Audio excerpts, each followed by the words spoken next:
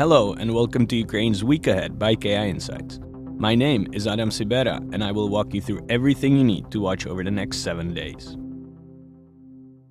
The biggest expectation of the coming days is a new round of peace talks, previously announced to begin in Abu Dhabi on February 1st. At the same time, President Zelensky said that the date or location of the meetings could change due to developments between the US and Iran. Unlike previous meetings, Steve Witkoff and Jared Kushner are not expected to take part, though US participation in some form remains possible. The previous round of trilateral talks, held late last week, focused on the potential parameters for ending the war, most notably the future of Donbass, with Russia pressing for Ukrainian withdrawal from the region. Trump also claimed that Vladimir Putin had agreed to his request to refrain from striking Kyiv and other major cities for a week, starting January 29. Meanwhile, the Dutch parliament is scheduled to vote on February the 3rd on a motion supporting Ukraine's rapid accession to the European Union.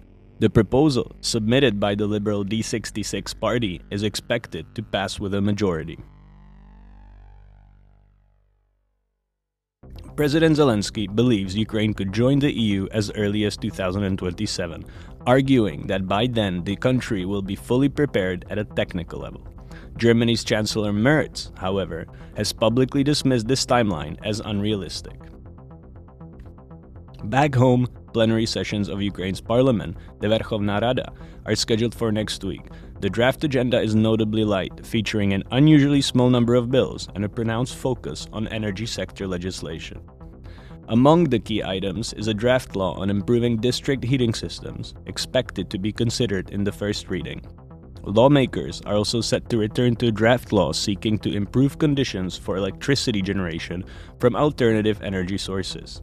The latter bill establishes the legal framework for so-called green auctions designed to support companies that build and connect renewable energy facilities to the grid.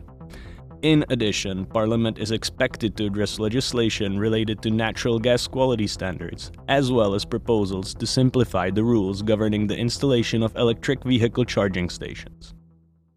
In the coming days, Serhiy Karabuta is set to join parliament as a member of the ruling Sluha Narodu party. Ukraine's Central Election Commission has recognized him as an elected lawmaker from the party list. He will replace Oleksandr Kabanov, who passed away in mid-January. When it comes to the ruling majority, we take a deep dive into the recent leadership reshuffle in the latest episode of the Ukraine Insights podcast, explaining how these changes differ from previous ones and what they reveal about Zelensky's evolving strategy. The podcast is available on Spotify, Apple Podcasts, and YouTube. In terms of business, Ukrainian lottery companies must apply for new licenses by February 7th. The new regulator, Play City, has selected 3 eligible operators under the updated rules: MSL, Patriot, and Ukrainian National Lottery. The move is intended to bring the lottery market out of the gray zone by introducing stricter oversight and transparent reporting requirements. Play City is a newly established state agency operating under the Ministry of Digital Transformation, created following the closure of the Gambling and Lotteries Commission last April. In the meantime, Ukraine's energy crisis continues, and the coming week is expected to be particularly challenging as temperatures are forecasted to drop, possibly reaching minus 22 degrees Celsius at nighttime, with daytime lows at around minus 15. A menacing outlook considering the latest Russian attacks from January 28th triggered widespread power outages across Dnipropetrovsk, Donetsk, Chernihiv, and Zaporizhia oblasts.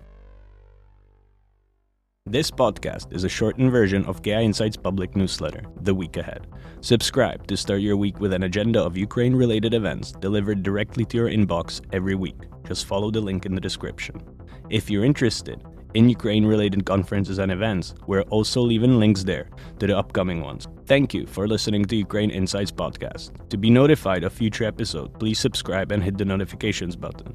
For more analysis, insights, and research, check KI Insights accounts on X, Blue Sky, and LinkedIn. To subscribe to our analytical products, please visit our website, insights.kyivindependent.com.